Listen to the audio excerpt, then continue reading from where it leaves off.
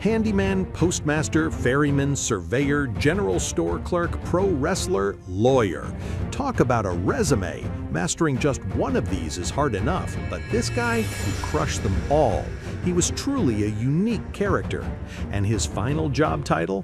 The President of the United States. Ranked by historians as the greatest president in American history, a true leader who stitched back together a divided nation, an icon of empathy who turned rivals into allies, a guardian of democracy who could move the entire world with a single speech. We Americans think we know his story, but the truth is, most of us don't really know the man behind the legend at all. I'm talking about Abraham Lincoln.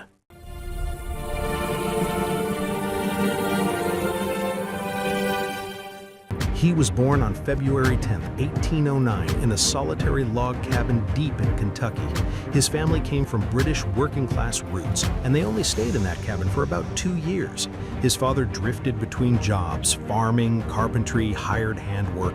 They were just ordinary folks struggling at the bottom of the ladder. Now, there were 3 specific women who shaped Abraham Lincoln, and the first, that was his mother, Nancy Hanks Lincoln.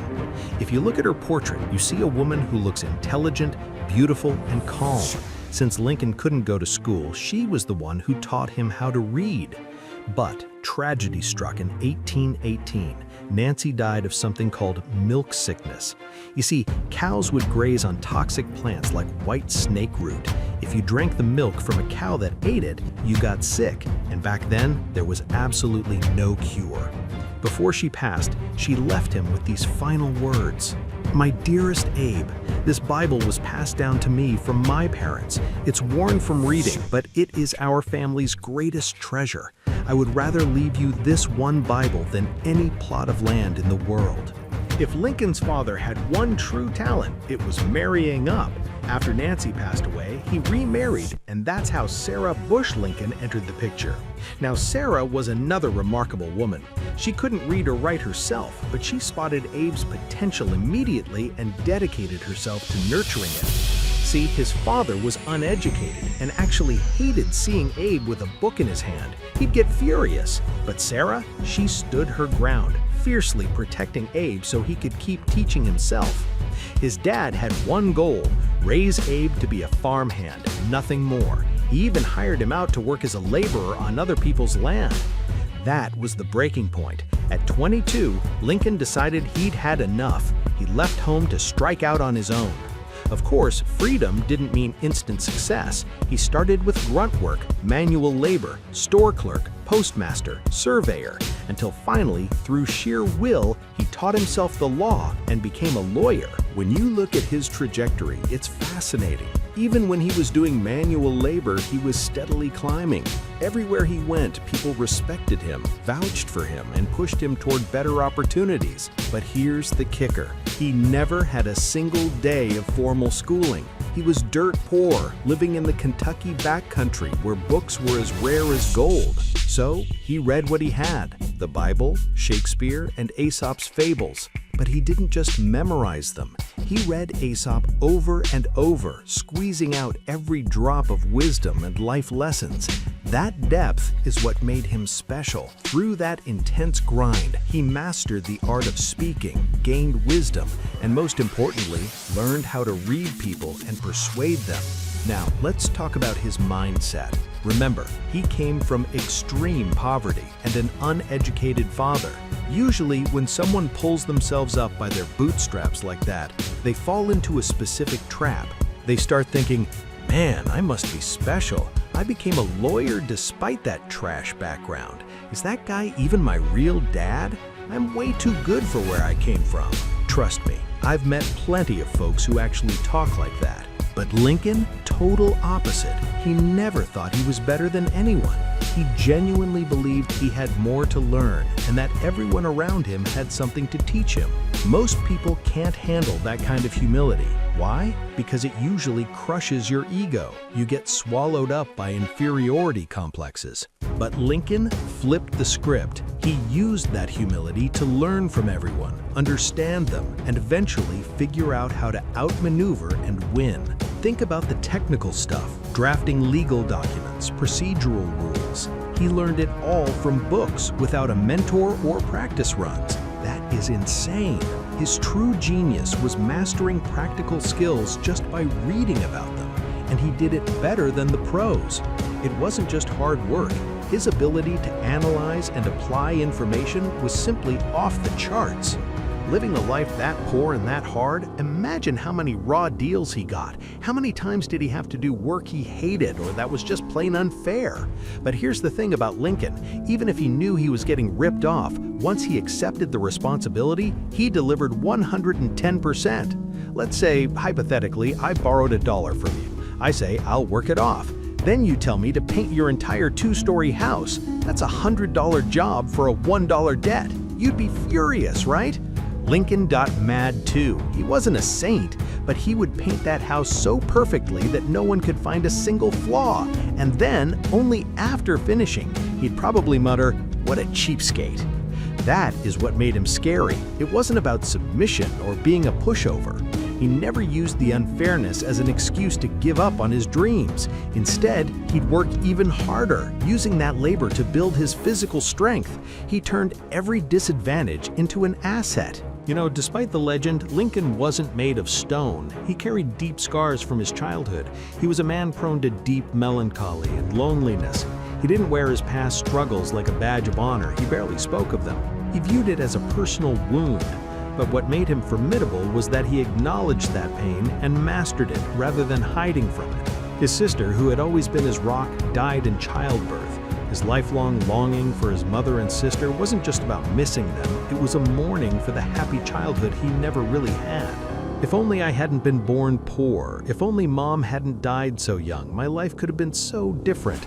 You think Lincoln didn't have those thoughts? Of course he did. But here is the genius of the man.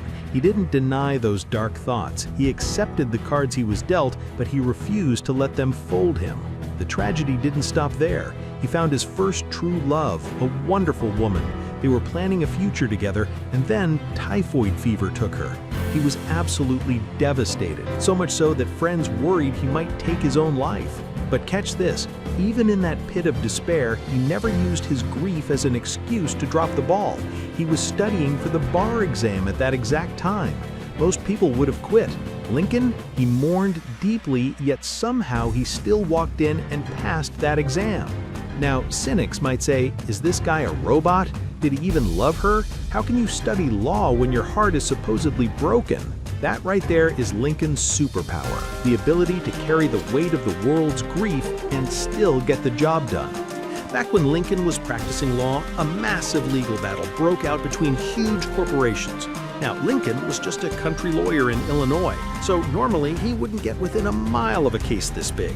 But here's the catch. The law required local counsel. Since these corporate giants were at each other's throats, they decided to move the trial to Illinois to keep things fair. That meant they needed an Illinois lawyer. A scout from a top-tier New York firm came looking for talent.